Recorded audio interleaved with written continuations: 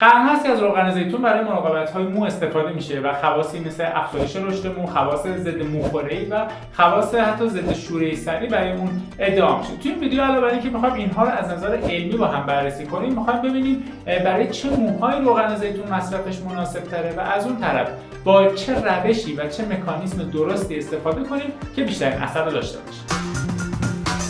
در اینکه روغن زیتون یک فانکشنال فود هست که شکی نداریم. میدونیم که سرشار از ترکیبات مغذی، از اون آنتی اکسیدان ها، پلیفنول ها، اسید چرب بسیار مناسب اولئیک اسید هست. همه اینها کمک میکنه که یه سری خواص مثبت رو برای مو داشته باشه. به طور مثال اثراتی که برای رشد مو دیدن که روغن زیتون با خواص ضد باکتری که داره میتونه باعث افزایش بهداشت پوست سر بشه. از اون طرف این ترکیبات آنتی اکسیدانی باعث افزایش عمر سلول‌های پوست میشن و خب این کمک میکنه که اون سلامت مو بیشتر حفظ بشه. هرچند که مطالعات مستقیمی در انسان‌ها دیده نشده، ولی توی مطالعات حیوانی دیدن که استفاده از روغن زیتون میتونه باعث افزایش رشد سلول‌های مو بشه. در رابطه با خواص ضد شورش، اول از همه باید دقت کنید که گاهی اوقات شوره سر خودش یک بیماری قارچیه و نیاز به درمان‌های خودش داره. ولی دیدن استفاده از روغن زیتون کمک میکنه که اون پوسته شدن پوست سر کمتر اتفاق بیفته، به خصوص اگه با روش مناسبی که در ادامه میگیم استفاده بش کنید، این اثر بخشش بیشتر هم میشه. در رابطه با خواص ضد موخوره‌ایش باز ما شواهد خیلی مستقیمی نداریم، ولی دیدن استفاده از روغن زیتون به خاطر اون ترکیباتی مثل اولئیک اسیدی که داره، این وارد ساقه مو میشه و باعث افزایش رطوبت و نرم شدگی موها میشه. دقت کنید روغن زیتون توی نرم کننده ها و شامپوها هم این روزا استفاده میشه. خب بریم سراغ این که روغن زیتون برای چه موهایی مناسب‌تره. اول از همه دیدن برای موهای ضخیم و مجعد، مثلا مو فرفریا، این روغن زیتون بهتر جواب میده، چرا که دیدن روغن زیتون باعث افزایش بیشتر موهای ضخیم میشه تا موهای نازک. از اون طرف برای کسایی که موهای آسیب دیده دارن، مثلا خب زیاد رنگ کردن، شیمیون کردن، کاری این مدلی کردن، این روغن زیتون کمک میکنه که اون دوره ریکاوری و بهبود سلول‌های مو بهتر اتفاق بیفته. فقط دقت کنین اگه به تازگی موهاتون رو رنگ کردین و میخواین از روغن زیتون استفاده کنید، باید یک فاصله حداقل گذاشته باشه، چرا که خود روغن زیتون ممکنه تأثیر بذاره رو اون رنگ یا حالا ترکیبات دیگه که استفاده کردید. خب بریم سراغ اینکه روش صحیح استفاده از ماسک موی روغن زیتون به چه صورت هست، ما به چه صورتی استفاده کنیم.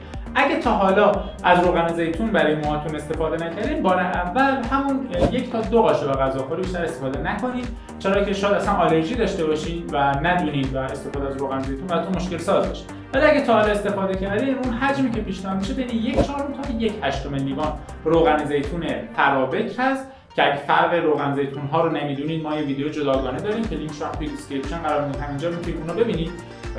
و بعد از اینکه این روغن زیتون رو برداشتیم، خب اینو سعی می‌کنیم با آره دستمون به همه قسمت‌های سرمون برسونیم. اگر شوره سر دارین حتما سعی کنید به پوست سر برسه و اگه موخوره دارین حتما دقت کنید که نوک موها درگیر بشه. و از روغن زیتون اضافی هم استفاده نکنید، چون هرچی روغن زیتون زیادی بزنید نه تنها خب پولتون رو دارین دور می‌ریزین، از اون ور پاک کردنش هم سخت میشه. بعد که خب به همه قسمت‌های سر رسوندیم، با یک حالا ماسک حمام یا یک پوششی سعی کنید اون رو برای حداقل 10 تا 15 دقیقه قرار بدین روی سرتون بمونه و بعد با یه شونه دندون بلند سعی کنید اون رو کامل شونه کنید که باز همه قسمت‌های مو رو مطمئن باشید درگیر میشه و بعدم شروع می‌کنید با آب ولرم و یه شامپو رو شستن. از آب داغ هم استفاده نمی‌کنید، چرا که خب آسیب میزنه به مو. این میشه روند کلی. حالا چند بار در هفته لازمه؟ کلا نهایتاً 1 تا 2 بار در هفته این کار کافیه و لازم نیست شما هر روز از روغن زیتون استفاده کنید. فقط دقت کنید وقتی در مورد ماسک روغن زیتون سرچ می‌کنید، ممکنه ترکیبات دیگه هم پیشنهاد بشه، مثلا اینکه روغن زیتون رو با ذره تخم مرغ قاطی کنید یا با روغن رزماری قاطی کنید. ها در کل خیلی فرقی نمی‌کنه، از اونها هم میتونید استفاده کنید و به طور کلی آنچنان ضرری ندارن، چون ترکیبات غذایی هستن دیگه، ترکیبات شیمیایی نیستن که بخوایم بگیم روی سرتون ممکنه عوارضی داشته باشن. اونقدر